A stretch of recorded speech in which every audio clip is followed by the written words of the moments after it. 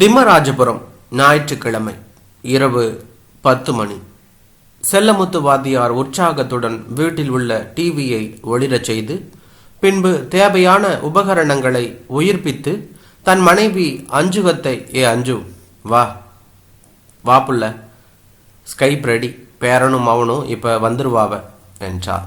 சமையல் அறையில் இருந்த அஞ்சுகம் கையில் உள்ள ஈரத்தை துடைத்து கொண்டே போட்டது போட்டபடி ஓடி வந்து வாத்தியாரின் அருகில் அமர்ந்தாள் என்றுதான் சொல்ல வேண்டும். இது வாரத்துக்கு 3 நாட்கள் தவறாது நடக்கும் ஒரு செயல்தான்.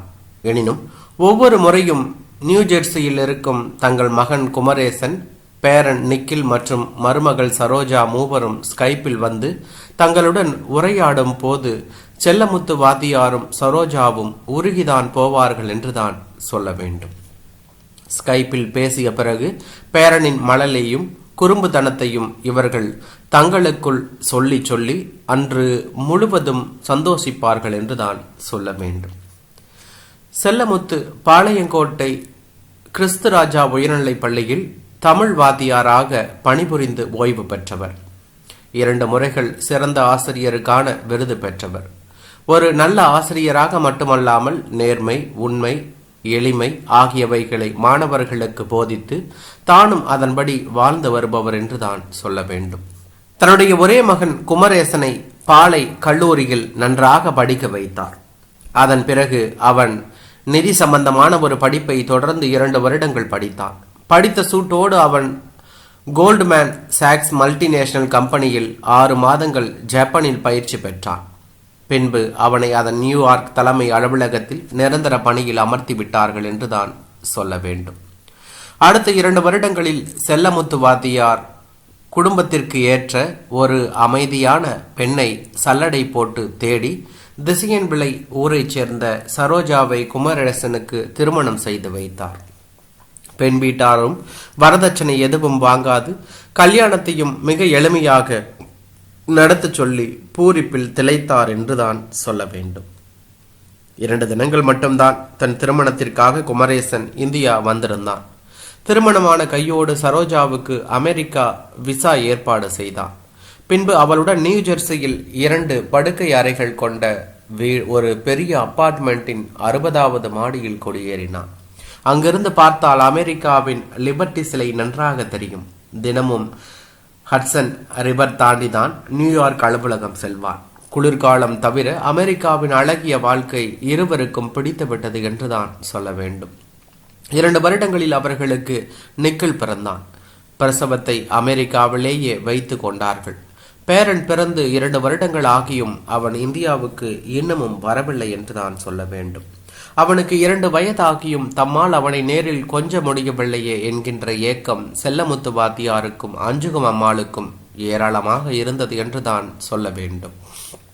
சென்ற முறை ஸ்கைப்பில் வந்திருந்த போது 6 மாதங்களுக்கு முன்பே தனக்கு 1 மாதம் விடுப்பு வேண்டும் என்று அலுவலகத்தில் ஏற்கனவே விண்ணப்பித்திருப்பதாக குமரேசன் சொன்னான். அது சம்பந்தமாக இன்று பேசி திம்மராஜபுரம் எப்போது வருவான் என்று கேட்டு நல்ல நாள் பார்த்து நேர்ந்து கொண்டு பேரனுக்கு மொட்டையடித்து காது குத்தி விடலாமே என்று ஆசைப்பட்டார்கள் என்றுதான் சொல்ல வேண்டும். 10 மணி 5 நிமிடத்திற்கு அமெரிக்காவிலிருந்து மூவரும் ஸ்கைப்பில் பிரசன்னமாயினார்கள் என்றுதான் சொல்ல வேண்டும். உடனே குமரேசன் உற்சாகத்துடன், அப்பா, அடுத்த மாதம் 24 நாட்கள் லீவு சேங்ஷன் ஆகிவிட்டது. அடுத்த வாரம் ஃப்ளைட் டிக்கெட் புக் பண்ணியாச்சு. இந்த தடவை நம்ம நிக்கலுக்கு மொட்டையடித்து காது குத்தி விடலாம்ப்பா. நாம் பண்ணுற காது குத்து விழா தடபுடலா வெகு விமர்சையாக இருக்கணும். பணத்தை பற்றி கவலையே படாதீங்க. பெரிய பந்தல் போட்டு அமர்க்களமா அலங்காரம் பண்ணி மேலதாளம்னு அசத்திடணும்ப்பா. திம்மராஜபுரமே மூக்கில் விரல் வைக்கணும். உங்கள் சம்பந்தி குடும்பம் எல்லோரும் திசையின் விலையிலிருந்து வருவாங்க. அவங்களுக்கு தனியாக ஒரு ஏசி பஸ் புக் பண்ணுங்க.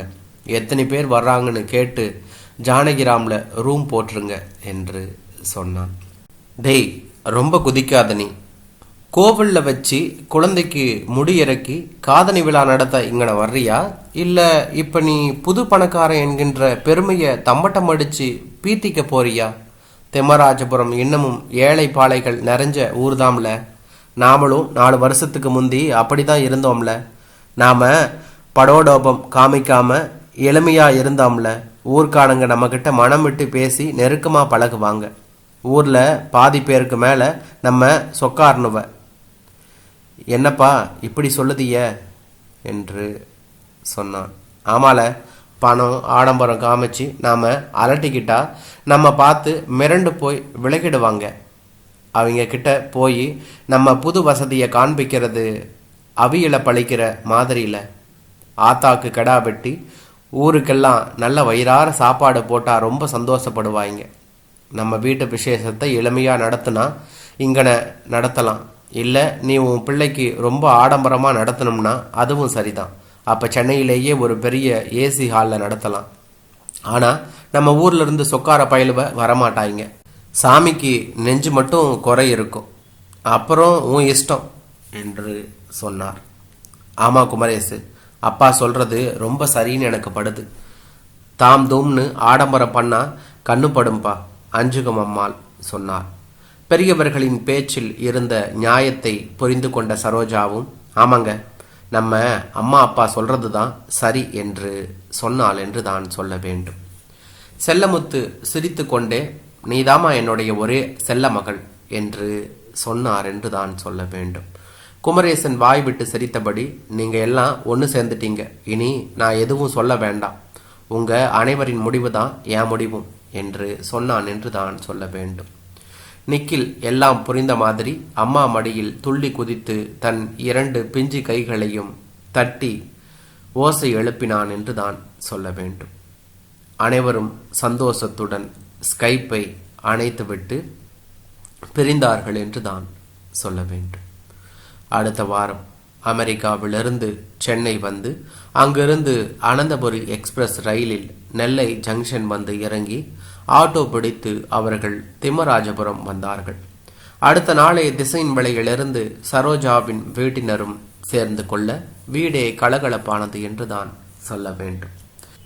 அடுத்த 2 நாட்களில் ஊர் பொதுமக்கள் படை சூழ சாமி முன்னிலையில் குழந்தைக்கு மொட்டையடித்தார்கள். பூசாரி மந்திரம் சொல்லி குழந்தையின் தலையில் வாசனை சந்தனம் அப்பினார் என்றுதான் சொல்ல வேண்டும். இன்னொரு பெரியவர் அழும் குழந்தைக்கு பொறுமையாக காது குத்தினார். ஊர் மக்கள் கரிசோறு சாப்பிட்டு நன்றாக விருந்து உண்டு மகிழ்ந்தார்கள் என்று தான் சொல்ல வேண்டும். பூசாரி நம்ம வம்சத்து புள்ள குமரேசு அமெரிக்கா போனாலும் பெரியவங்க கிட்ட மறுவாதையா ரொம்ப எளிமையா இருக்கான். இங்கேயும் சிலதுங்க இருக்குதுங்க. இங்கன இருக்கிற சிங்கப்பூர் மலேசியா போய்கிட்டு வந்து 4 காசு பார்த்துட்டாலே 2 கொம்பு முளைச்ச மாதிரி என்ன அலட்டுதுங்க, நம்ம ஊரையே விலை பேசுதுங்க என்று சொன்னார். குமரேசன் ஒரு மரியாதை கலந்த அர்த்தத்துடன் தன் அப்பாவை நோக்கினான் என்றான்.